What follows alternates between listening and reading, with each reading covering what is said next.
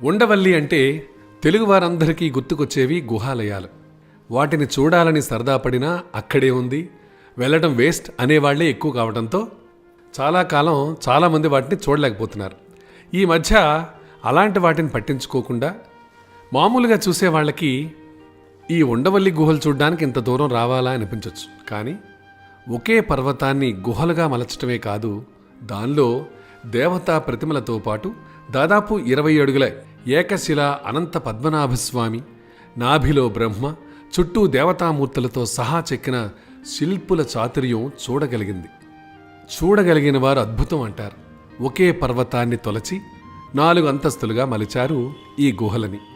మొదటి అంతస్తు బయట ఋషులు, సింహాలు వగైరా విగ్రహాలున్నాయి. పైకి వెళుతున్న కొద్దీ చిన్నవైన ఈ గుహలు పైన ఖాళీగానే ఉన్నాయి.